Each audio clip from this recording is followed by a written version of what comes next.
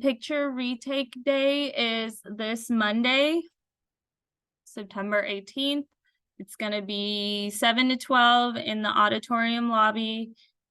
And it applies to if you haven't gotten your picture taken, or also if you didn't like your original photo. And it's the last chance. You would have to be excused from class by your teacher. And ideally you would do this during, like, let's see, what did it say? Yeah, ideally it would be during stride or during lunch, but there's just so many people, honestly, that to get through, and there's only one photographer. So, ask. If your teacher says no, then ask your other teacher. But that is Monday. All right. Anyway, other things. So today's lesson, I really like doing what we call literal equations. We didn't use that terminology in the lesson, but basically like rearranging an equation to solve for something specific. I really like it as a math teacher. As a student, when I did that in high school, I was always like really confused, but it's literally like the same exact thing that you would do with numbers. Just now you can't really simplify if you don't know what all the variables are. So you're just leaving it as that expression. So it's still all the same like properties as far as like whatever you do to one side, you do to the other side and all of that stuff. So we'll do a few examples. Where you do the examples, I'm not super like strict on, but I do think you should write down some. So either on your own paper, or I could give you like a blank piece of paper to write some stuff down. We'll just do a few like basic examples of what this lesson was trying to get you to do. Anyone need paper? If you want to use your own paper, you're welcome to. It's literally just a blank paper with 3 notes in. You're welcome. Yeah, we'll keep this with the rest of our math lab notes. So don't lose them. I'll check them around unit test time. And literal equations / rearranging equations is what you can call this. Because that's really what we're doing.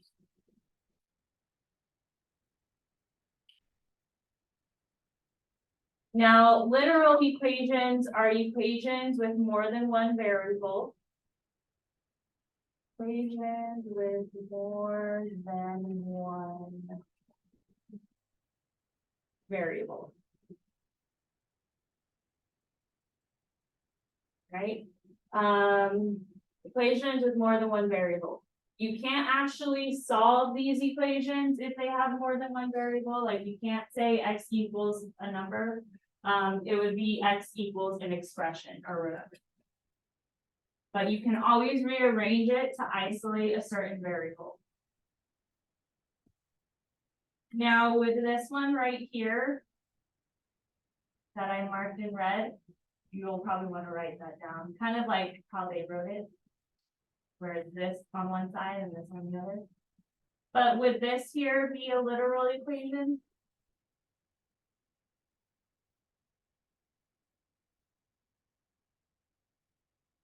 All right, why are you saying no? Does it have more than one variable? It just has one variable. Literal equations have to have more than one. So this is just like a normal equation, a 2-step equation, not a literal one. This one over here is a literal one, because they're all variables actually, but you just need to have more than one.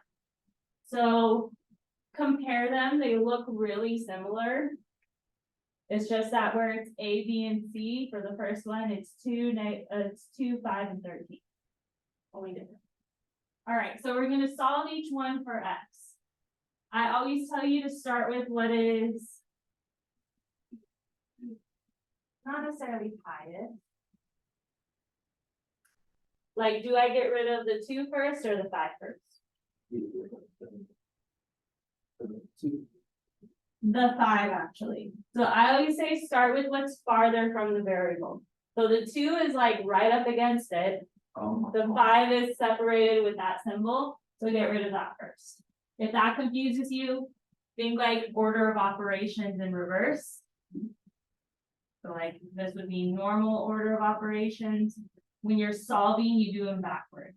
So you get rid of any adding or subtracting first, then multiplying or dividing, then exponent, then parentheses.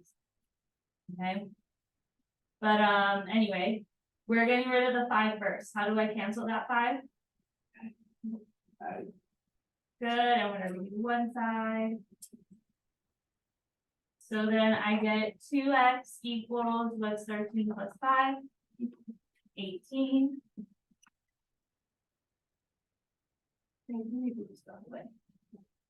And then here's a blank piece of paper.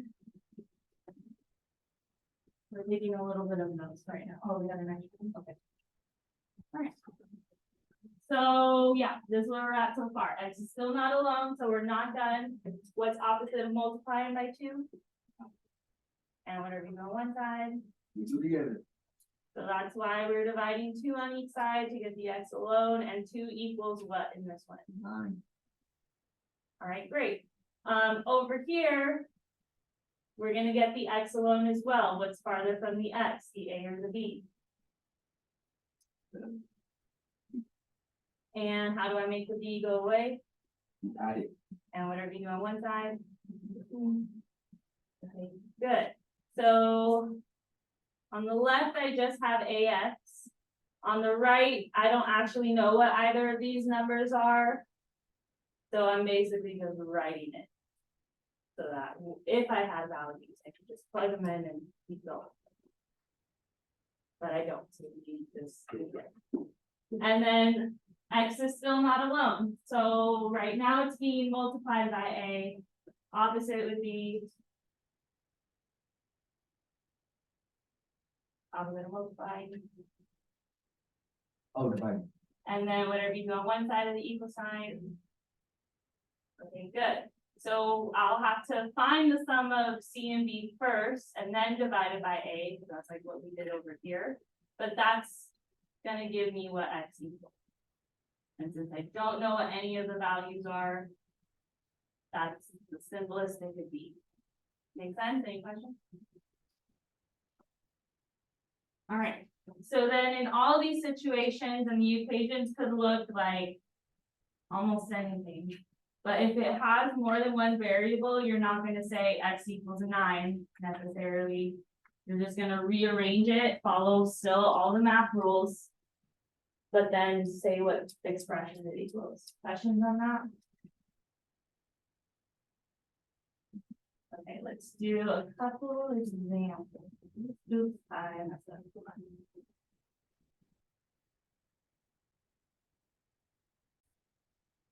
All right, so let's look at 7 and 8 that is on my screen. So in this one, and it'll always tell you what it wants you to solve for. It wants me to solve for C. When it says that, or if it says make the equation easier to solve for C, that's what the curriculum likes to say a lot. You just basically want to get the C alone. So look at what's being done to it. And then undo that, like what's opposite of minusing S. And then whatever you do on one side of the equal sign. Now m plus s, I just have to basically leave as m plus s. On the right side, the negative s plus s cancels. The c is alone. Am I finished?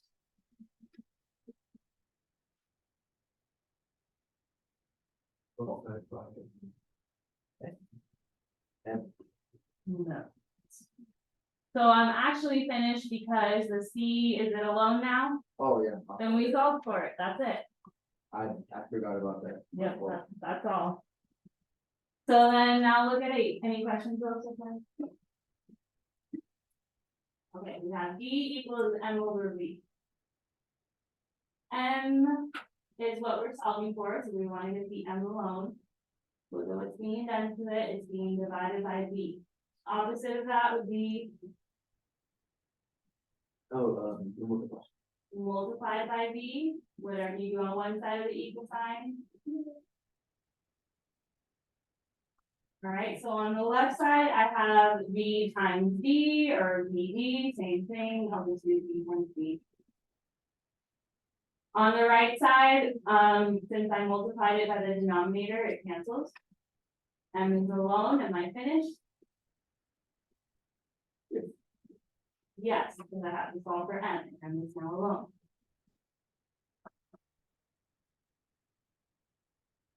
Alright, so there's that. Let's do a two-stepper, and I picked one that had a fraction in it, so hopefully that's okay. So in number 9, and this is probably the last one we'll do together. In number 9, I'm solving for H. Look at all that's being done to the H. What's being done to it?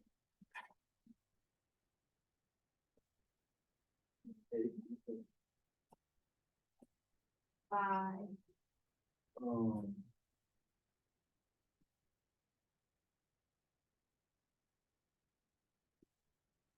Yeah, technically multiplying by 1/2 is the same as dividing by 2. So that's why that's why I was like, by what?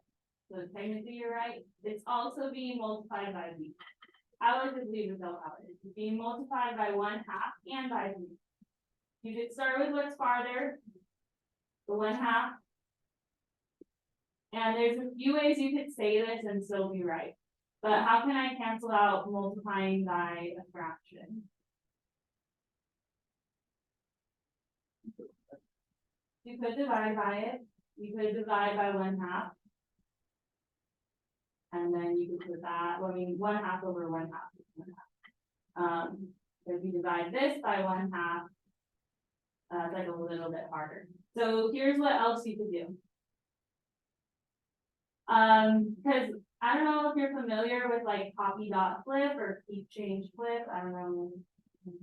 But if I'm dividing, let me do some actual numbers. Say I'm doing like 1/2 divided by 3/4. So this is completely different from the problem. Or even like 3 divided by 3/4, like completely different from this problem we're doing. I need to copy the first fraction. Change the division to multiplication, or I just put dot for, I like copy dot flip better. And then you flip the second fraction. And then you could either type this in your calculator, I would just recommend putting parentheses around both. If you do that, or if you know how to multiply, I usually just multiply straight across. 1 times 4 is 4. 2 times 3 is what? 6, and then I would reduce that fraction, it ends up equaling 2/3.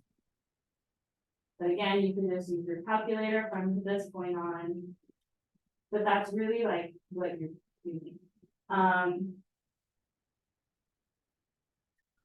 Another way to think about it, to cancel out a fraction, you could multiply by the reciprocal. Because that's essentially what you're doing. If I was dividing 1/2 by 1/2, I would basically be doing 1/2, so copy it, change the division to multiplication, and then you're flipping it. And then it just ends up canceling out. Right? So then whatever you do on one side of the equal sign, you do to the other side. So if I have to multiply it by the reciprocal, 2 times 1, or 2 over 1, I need to do that on this side as well. So then on the left side, what's 2 times A? 2A, and then divided by 1 is still 2A. Questions on that? Okay, so opposite, or how to cancel a fraction when it's being multiplied is to multiply by the reciprocal. So that cancels the 1/2. I still have VH on the right side, so am I done? No, it's, I have to get rid of the V. How do I get rid of the V?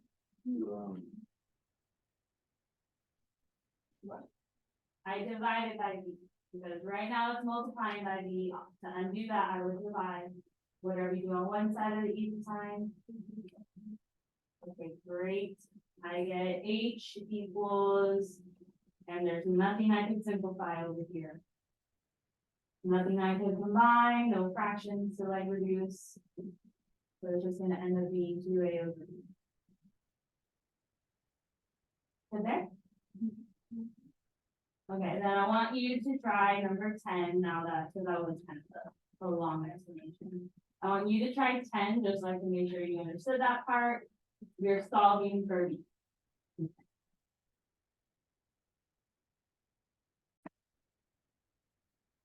Step, what do you guys do?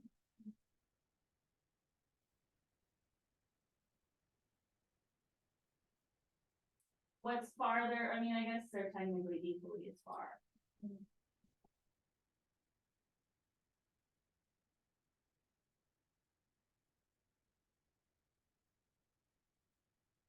You always look for 1/3 and. Yeah, And then what do I do? do the reciprocal. Which is 3 over. Okay, good. And whether we go one side? Okay, good. That'll cancel out the 1/3. And then what's 3 times B? It's 3B over 8. 3B over 1 so far, and then it's equal to BH. And then how do I get the B alone? Divided. Divide by H. And we're solving for B this time. They specified it. It almost always, I mean, they will always tell you what it wants you to solve for.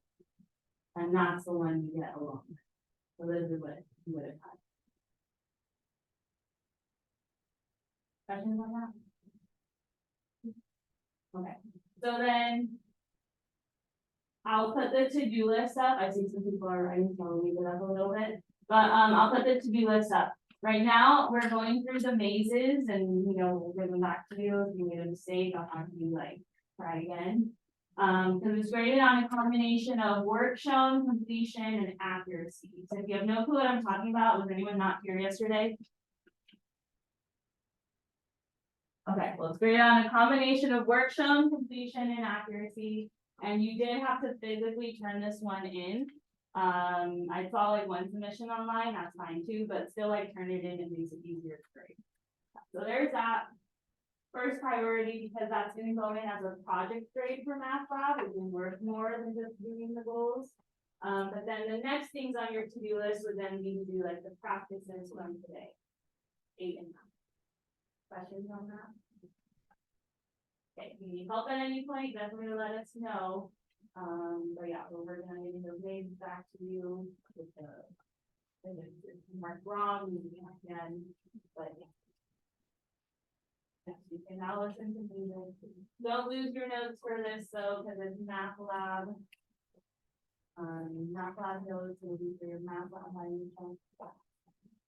So here's that to-do list.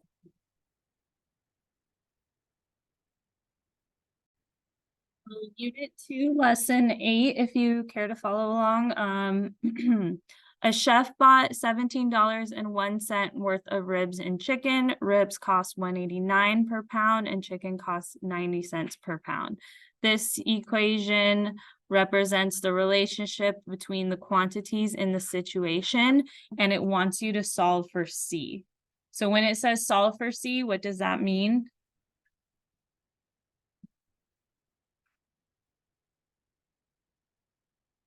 Am I able to say that C is gonna be this number? Or whatever?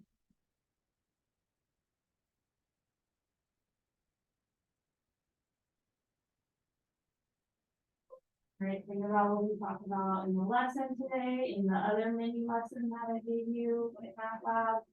If it says solve for C, what do I need to do for that C?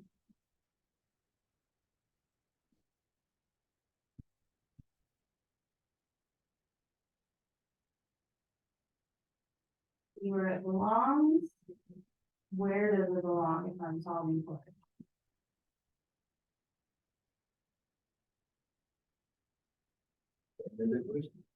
At the end of the equation, alone.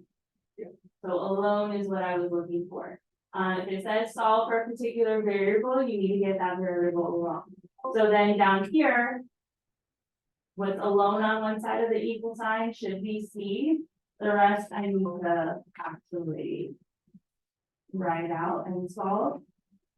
Because we're not gonna be able to say that C is gonna be this one specific number, as you can see, there's a bunch of drop downs. You just have to still follow the same rules. Start with what's farther from the C so that you can get the C alone. So what's farther from the C, the 0.9 or the 1.89? Good, and I said it all together because it's all one term. So how do I make that term go away?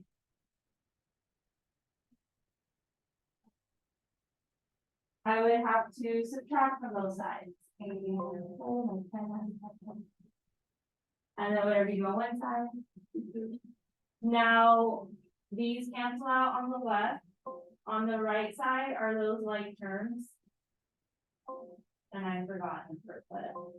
Is the 1.89 R like term with the 17.01? They are not like terms. Because one has a variable and the other one does not, so you can't do really any math there. You're just rewriting it. So 17.01 minus 1.89 R. C is still not alone, so we're not done. Opposite of multiplying 0.9 is, and whatever you go one side. And you're doing it to this entire other side. And normally you'd be allowed to leave it kind of like that.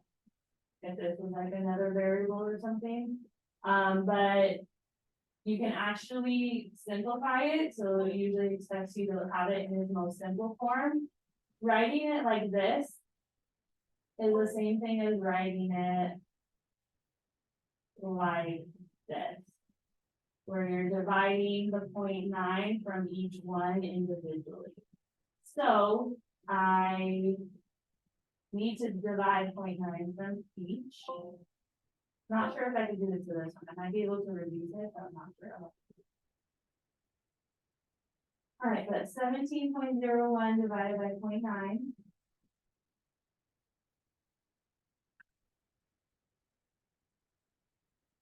Is 18.9.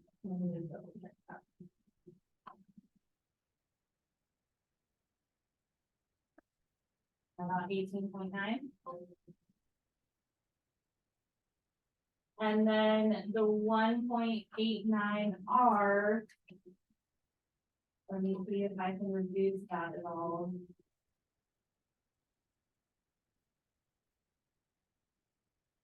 Okay, so I just put it in my calculator and I got 2.1. So let me see if that's gonna be an answer option.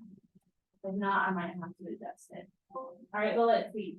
So the way that it's written over here that I wrote it might be a different order that it's over here. And I could tell because this one is probably gonna be there. And R would have to be on this side because C has to be alone on the other side.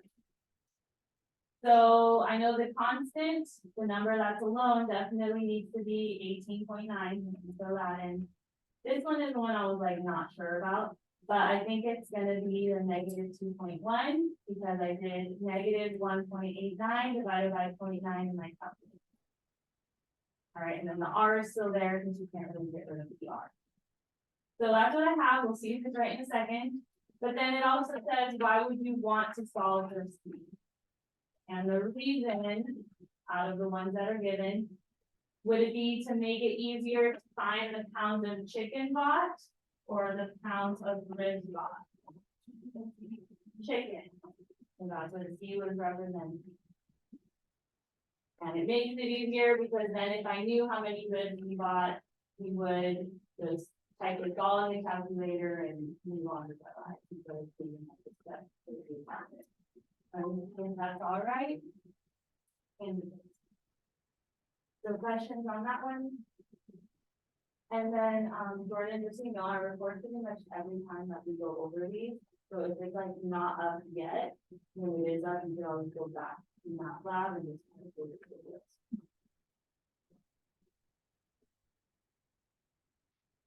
Okay, yeah. we'll get you in a comfortable place or two, and it's just weird. When it's- All right, any other questions? Because we're out of time for one more.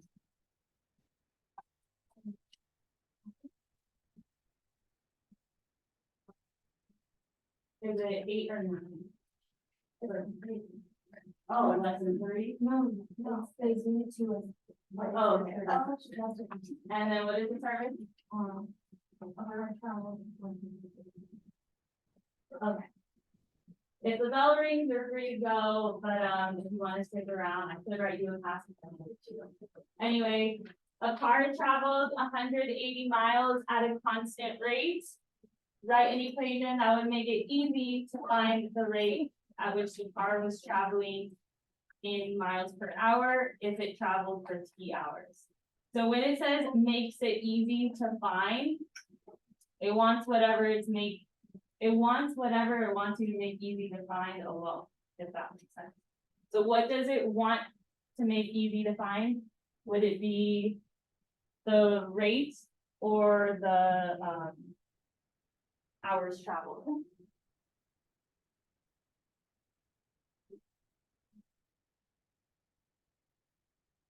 Okay, it's trying to find the rate.